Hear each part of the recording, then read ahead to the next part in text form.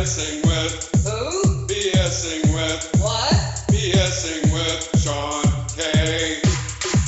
BSing with Who? BSing with What?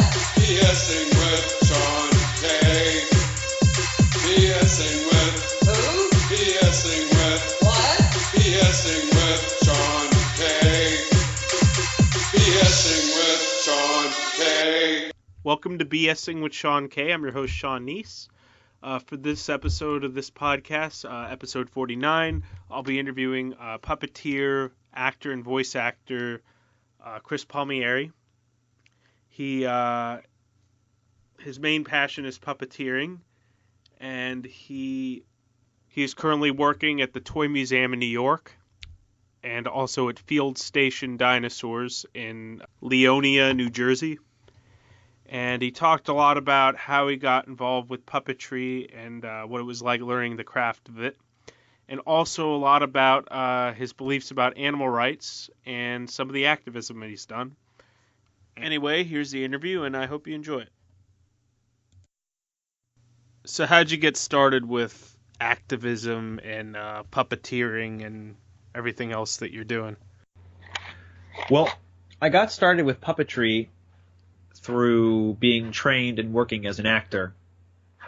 I was on tour with a children's theater production that went around North America, and during some off time I went to a Jim Henson exhibit at the Museum of Moving Image in Astoria and was really inspired by his body of work and became re-obsessed as I was as a kid with his work, just sort of as a fan.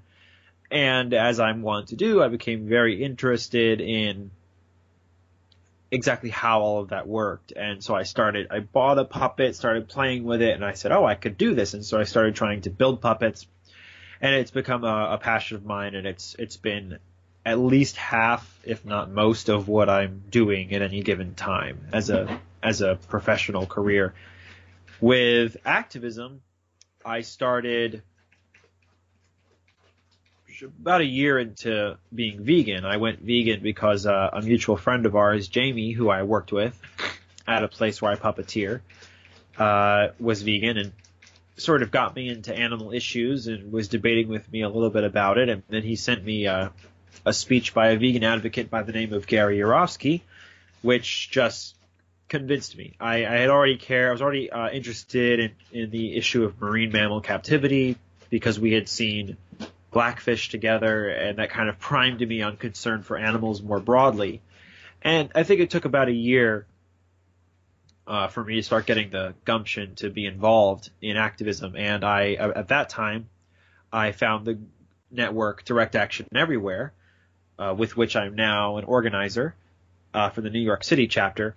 And I was really inspired by and convinced by their arguments and evidence for the type of activism that they take. Anyway, I was really inspired and interested in what they did, and I started getting more involved, and soon after I became an organizer. And so now, if I'm not puppeteering and acting, I'm probably advocating for animals. So do any of your progressive ideas ever come out in your performances? Yeah, you'd be surprised what you can get away with. I mean, I think that, progressive ideas and pro-animal ideas are based on values that most people share, whether they really fully realize that or not. And you can get a lot in there that appeals to a broader audience, but is very consistent with and connected to that sort of messaging. So what do you enjoy the most about performing? Well, I've come to see performing as such an important aspect of society. I think that human beings really need entertainment as a way of not just escaping from life, although sometimes that's necessary, but also dealing with life. And I think that's true of every level of performance. And it's really means a lot to me to be able to give people joy or some kind of emotional catharsis or entertainment in a world that I think very much needs it.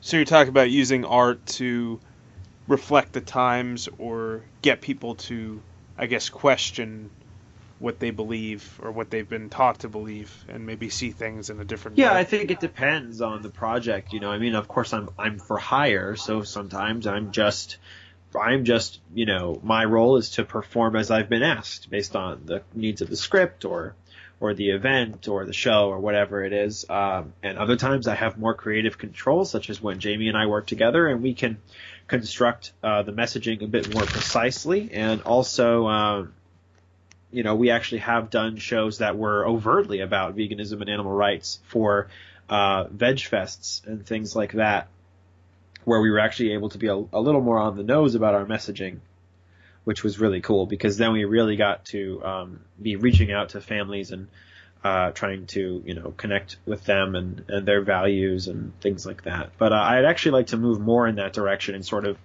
it's sort of like right now, there are these two things. There's my art and there's my activism, and I actually have been feeling a stronger and stronger urge to finally start putting something down on paper and finding a way to put those things together in some kind of interesting way. Maybe a film of some sort? Yeah, I think a film would be great. I'm also very attracted to street theater and interactive performance. A lot of what I've done as a performer has been interactive, and I think you can kind of get the best of both worlds because you could create some kind of street theater piece or interactive exhibit or something like that has a performance or artistic element, you know, presentation and execution to it, and then you can have somebody there to film and get people's responses and kind of condense it into one of those cool like 2 or 3 minute viral videos. So that might be good too, to sort of that's actually one of the things I'm most intrigued by is that kind of format, because I think it would be cool to do it live for people out in the world, and also to make a little film about it. And I imagine it would get hard to make time for both your activism and your art. Yeah, it can be challenging. I mean, I do volunteer as an activist, so there is that balance between I've got to work and I've got to pay the bills, and I've also got to have a strong presence in my chapter and fulfill my duties as an organizer and keep the promises I've made. And also I feel very strongly about advocating for justice for other sentient beings and as well as humans. And so it's a balancing act. And the nice thing is that you can do a lot online, like even insofar as like I can organize protests and community events and things like that, even if I can't attend them, I can do all the legwork of contacting everybody and putting up event pages and doing outreach, things like that. I can still do a lot. I can edit video. I can do a lot on the computer, which is helpful for the times where I perhaps have a lot of work one particular week. But essentially, like, I'm a freelancer most of the time, so I take the time that I have and I spend it doing activism.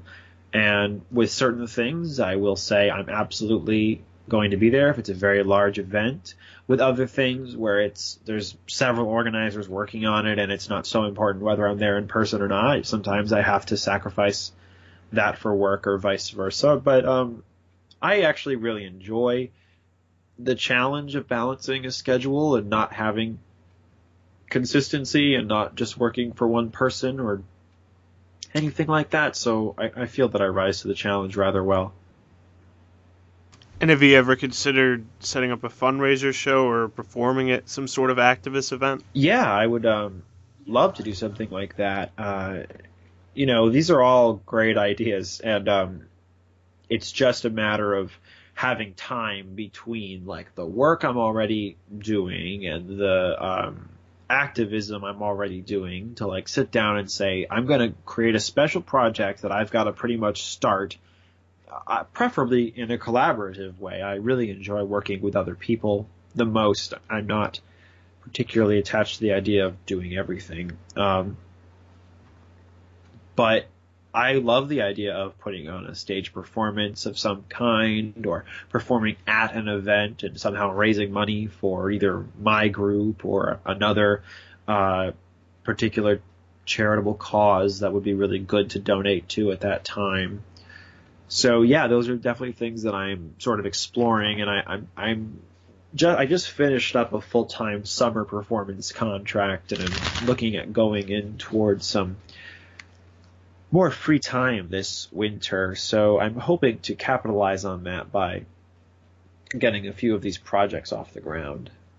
So who are some of the companies you're working for now, and what's your experience like working with them? Sure. So one company that I've worked for 5 years, I'm the lead of the puppetry department at Field Station Dinosaurs, which is an outdoor educational amusement experience in Leonia, New Jersey, just across from the George Washington Bridge in New York. And I operate a 75-pound 15-foot-long juvenile Tyrannosaurus Rex puppet that you get inside of, and we move her head and mouth and eyes. We make the roars through a sound system that makes us sound deeper and louder and more animal-like. And I love that job. It's the best thing I've ever been paid to do. I really appreciate the work, and I'm really happy to continue to work there. And I work there full-time in the summers and then sort of part-time through the rest of the year. And I very much love that job. I also, in addition to advocating for empathy and justice, I also am a really strong advocate of critical thought and scientific literacy, especially for kids. I think that getting kids interested in science and thinking scientifically is very essential, because without science, we really can't put that empathy that I'm trying to cultivate in other people and in myself to good use, because science helps us to solve the problems of how to make the world a better place that we recognize through our empathy. I also work for a few other children's theater companies in the city. I work for Teatro Sea, which is a bilingual Latino theater company, of which I'm the only non-bilingual, non-Latino member, doing puppetry and acting. And I also am a teaching artist with them, working after school with kids, teaching puppetry and theater. I work for the Toy Museum of New York, which is there's no actual museum space anymore, but it is still a children's theater company, and I do shows at schools and in theaters for them, which educate children on the history of toys and puppets and things like that. And I do my own show, of course, with Jamie, sometimes without Jamie, which is a combination of music and puppetry, and it's sort of an event performance. So sometimes it's catered to a specific theme or message, and sometimes Jamie and I have a little more freedom and we can do whatever we like. Outside of that, I do short films and event performances and plays, and really anything else that I can come by that is interesting and that I have the time to do, and it all ends up working out pretty well.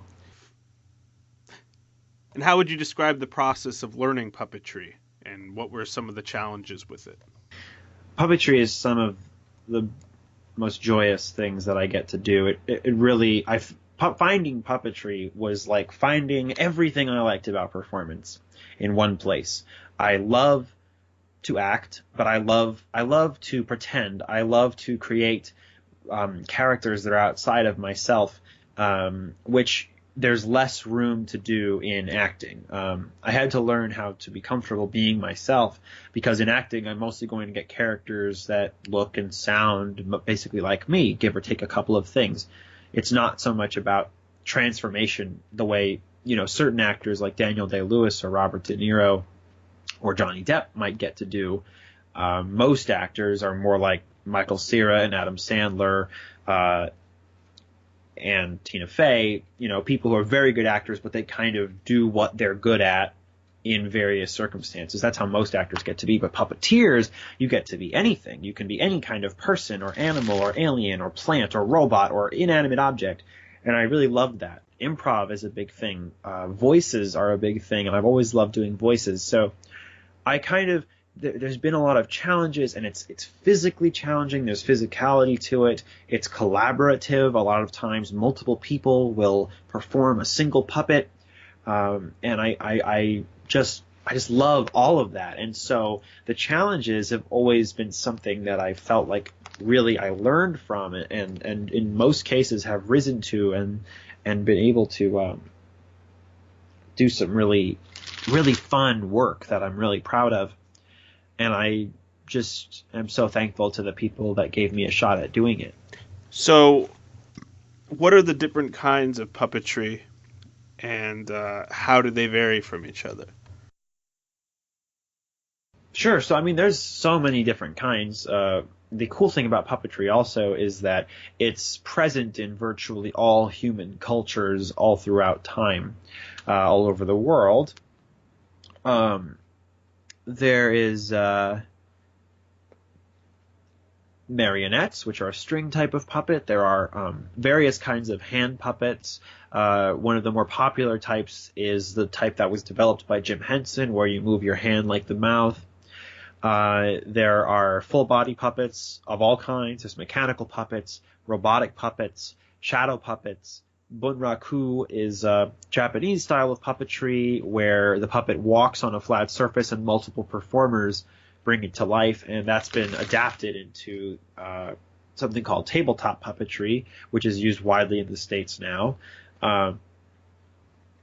There's pretty much, there's finger puppets, there's any way you can make a puppet move, or any kind of device or mode of performance one might be able to think of exists. There are blacklight puppets where they're painted with blacklight paint and the performers are all in black, and then the black light turns on and the regular lights turn off, and it appears as though those puppets are floating in the dark, or the puppeteers disappear.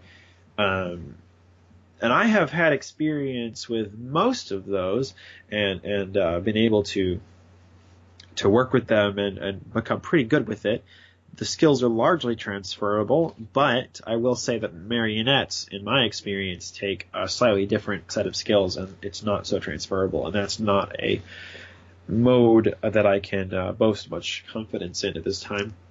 Ventriloquism is sort of that extra layer of not only doing the puppet, but you're also being you, and you're creating the illusion that you are speaking, that the puppet is speaking, and you don't move your mouth, which is, it's a little like learning a dialect, basically, because when you learn a dialect, you substitute certain sounds in order to achieve that sound. And so just as maybe if you were doing a southern accent, you would maybe substitute an E for an I, so you would turn pen into pin, the way that they might, or if you're doing a British accent, you would substitute the O sound for an O sound, so you would say slow down. Similarly with ventriloquism, you have to substitute all of the consonants that involve your lips with consonants that occur further back in the mouth, so you don't have to move your lips. So you replace B's with D's and M's with N's and things like that, and I'm not particularly good at it. Some people are excellent at it. I know several ventriloquists, and I always love watching their work. I always wondered how that worked, being able to speak without moving your mouth when you're working as a ventriloquist. Yeah, well, essentially, it's hard. It's hard too, and I mean, there are people who are better and worse at it. Obviously, like there are some people where I can't believe that that's occurring. Like, I can't believe that it sounds so good. You can't even tell they're doing sound replacements. But then some people, maybe they aren't quite so good at that, but their character is really strong, and their writing is really strong, and their improv is really strong. That's sort of the beautiful thing about puppets. Like, sometimes a puppet can be really puppety when it moves around. Like, it really transparently isn't real, but there's a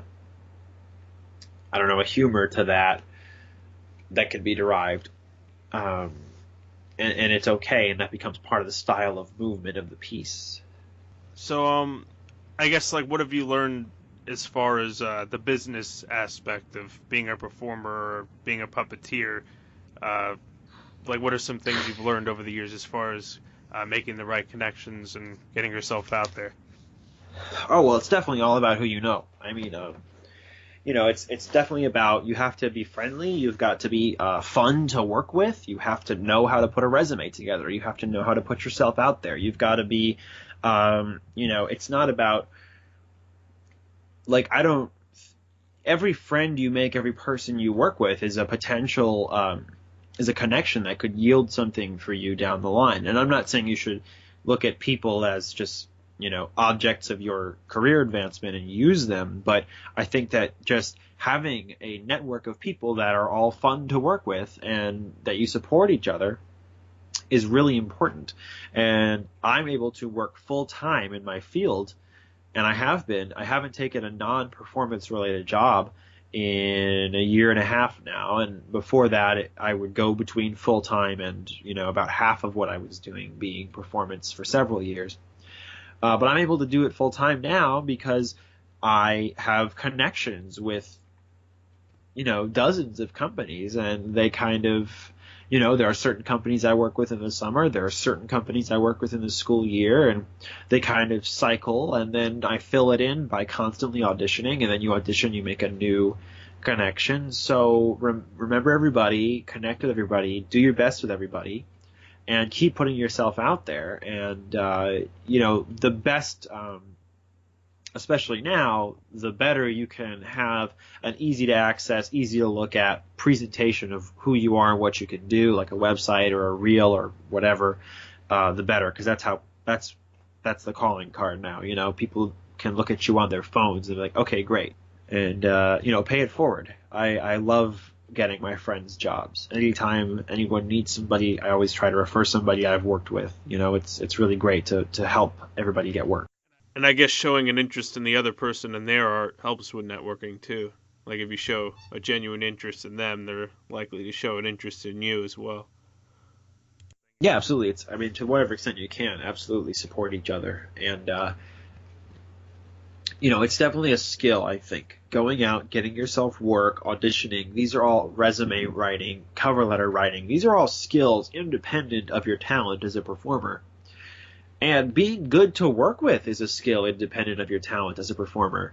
There are plenty of very talented people who are not particularly fun to work with or who don't have good attitudes, and that will end up washing out in the amount of work they get and how many times people ask to work with them again, versus someone who may not be quite the most talented you've ever met, but who is a good listener, contributes positively to the work environment, and does their best. That person might get further. Yeah, you're putting a lot of hard work into it as it is. You want to, on top of that, be around someone who's hard to deal with. That doesn't make it easier in any way. Oh yeah, I've seen negativity in a cast can just kill a show very easily, and it's sort of it's very easy to get into because negativity can be a bonding experience at first. Like if everybody's kind of like, oh, how come the company did this? Like, well, all the actors will talk about it together, and it'll be like really fun to like connect with somebody, like, oh, someone's thinking what I'm thinking. And of course, not that you should just like smile and nod to any given mistreatment. You should stick up for yourself and demand that you be treated well and paid for it. Our work is worth something, and we should definitely have standards. But at the same time, if you get to a point where everybody complains about everything and everybody hates each other, then you're not going to do well when you're out on stage. I think it's just as important, if not more, that people get along when they're not performing than when they are. It's better to focus on what you like about a situation or a person you're working with.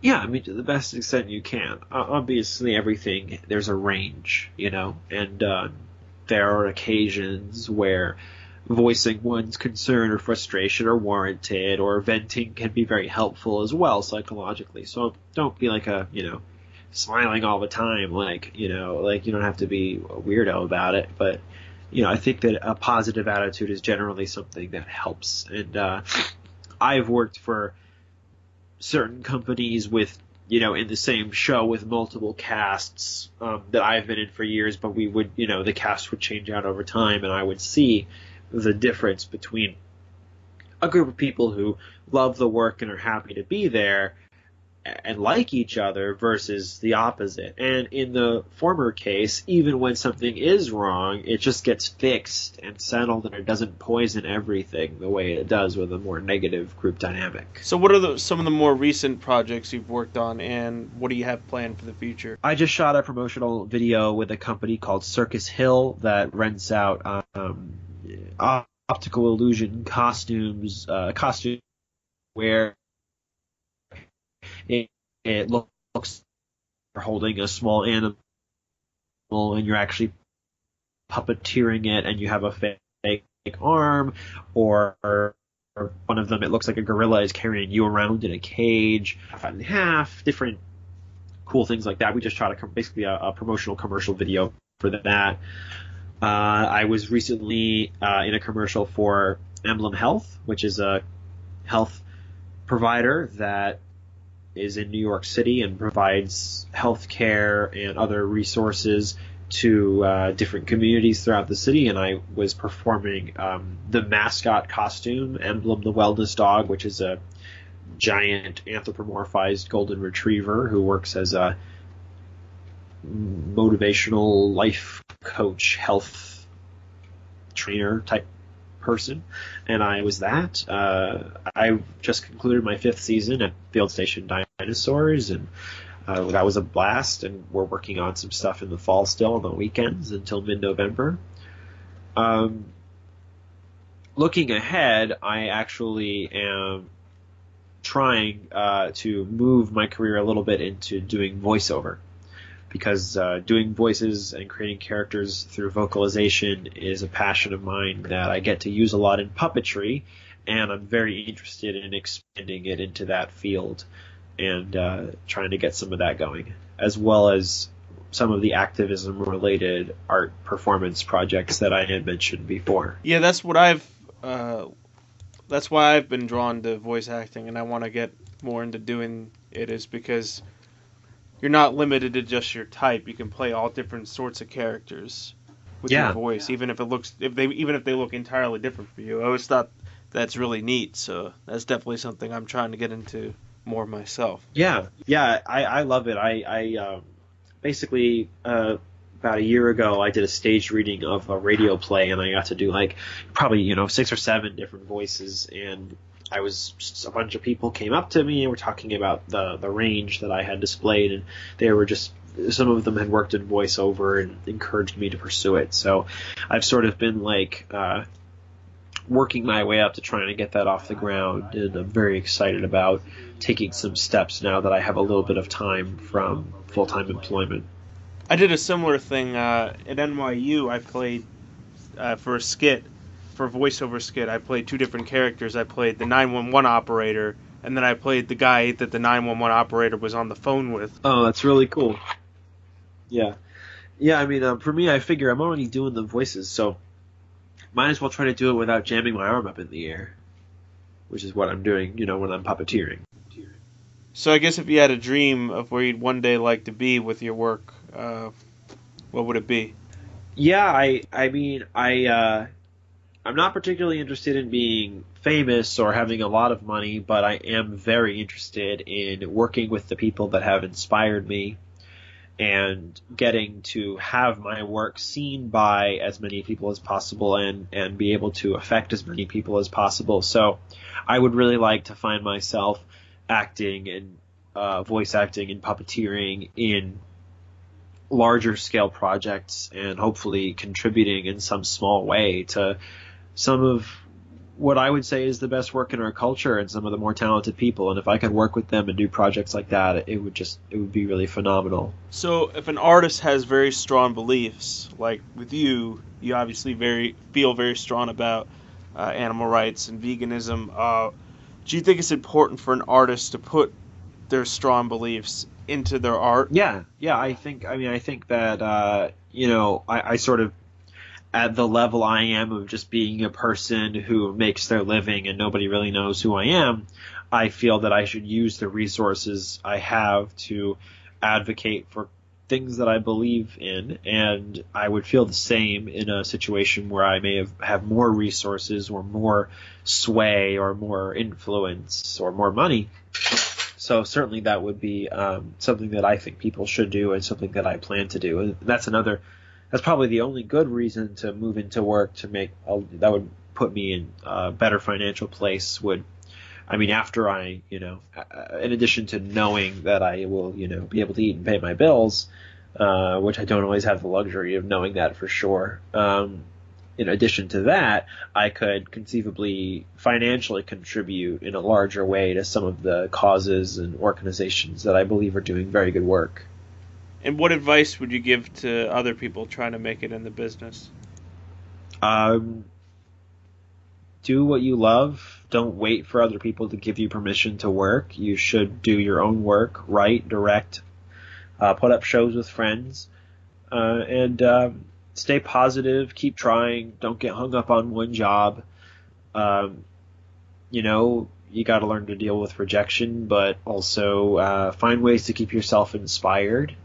And, if this is really important to you, then don't give up. So, anything else you'd like to say before we wrap up? I appreciate the time to be able to talk about these things that are so important to me, and I guess I will just sort of end on a note of, sure, it's fun to talk about what I do and the fun that I have, but I became an activist because there is really widespread injustice being leveled against our fellow animals and indeed our fellow humans. And I really think that if everybody who cared took a stand for what they cared about and we joined together, we could make a world that is more beautiful and more peaceful and more happy than it's ever been. And I think that the fact that could happen is enough reason to fight for it. And I invite you to become active and fight for a better world for everybody. And was it hard making the switch at first to being a vegan? No, it wasn't. It really wasn't that bad. I mean, I went vegan in one day, which is somewhat different from most people. Most people seem to sort of scale down or become vegetarian for some time.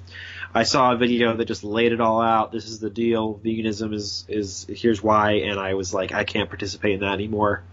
And I've definitely had a lot of evolution of views and changes of mind and broadening of concern for different issues since then. It was sort of like that was where I was, and now I have a much broader and more specific understanding and opinion on a lot of things.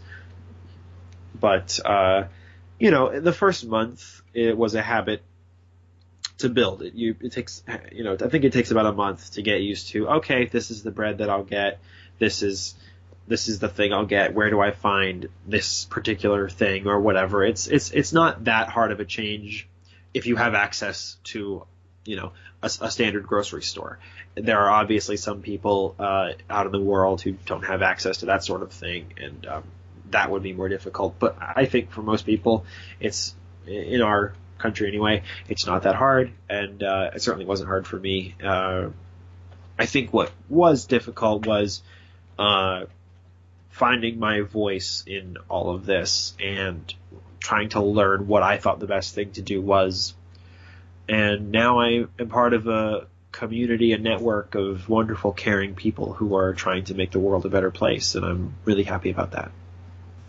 And what was your main reason for going vegan? Just being against animal cruelty, or? Yeah, I mean, I would say ethics is the big part of it, and sometimes people separate environment from ethics. I think that, so sure, it's the ethics of the animals directly being exploited and harmed, but environmentalism or environmental concerns, there's also an ethical concern because, really no ethical progress can be made without a planet to live on. So it's very essential that we all still have a place to live if we want to try to make the world a more ethical place. So if people want to look more into what you're talking about, do you have any books you'd recommend or anything like that? Oh, yeah, absolutely. You can find so much on this topic, and indeed, when I first went vegan, I spent a long time reading about things. But if you are interested in going vegan, the website vegankit.com is really cool and informative. It tells you sort of all of the information on animals, health, the environment, how to go vegan, where to find stuff, recipes. It's just a very complete and convenient resource for that. And then if you're interested in becoming active, if you are vegan or vegetarian, or even if you just care about animals and you're not quite there yet, I definitely invite you to check out the work being done by Direct Action Everywhere. There are chapters all over the world, and if there isn't a chapter near you, you can start one. And I found it to be a very empowering network to work with, and I've done some things I'm very proud of and met some of the best people in my life through that. So I definitely recommend checking out our work. And then there are all types of see what other activism might be in your particular town or city or area. There are so many groups that do vegan outreach, protest specific animal issues, and various work on food justice and food distribution of getting vegan food to humans who need it and who don't have access to it. So there are just so many wonderful people working on really wonderful things. And if you just start looking around and going into groups on Facebook and seeing what there is, you'll find something that suits you. Well, thank you very much for coming on. It's been cool having you. I think that's about it. We've had a pretty good conversation. I guess unless there's anything else you'd like to talk about, we can wrap up. No, I think that was great. I really appreciate the opportunity to come on. Thank you so much, Sean. It was great to talk to you. Yeah, no problem. Thanks for coming on and everything. All right. And I'll let you know when the episode's up. Oh yeah, please. I would love to listen to it. All right, so that was the interview. I hope you enjoyed it. If you want to look more into Chris's work, go to chrispalmieri.weebly.com. That's CHRISPALMIERI WEEBLY.com. And you can also look up Chris Palmieri on YouTube, and you'll find his stuff there. And if you want to keep updated with future episodes of BSing with Sean K, go to bsingwithseank.blogspot.com. That's bsingwithseank.blogspot.com. And there's a link to my Twitter, my Facebook, and everything else on there. And yeah, that's about it for this episode, and I'll catch you on the next one.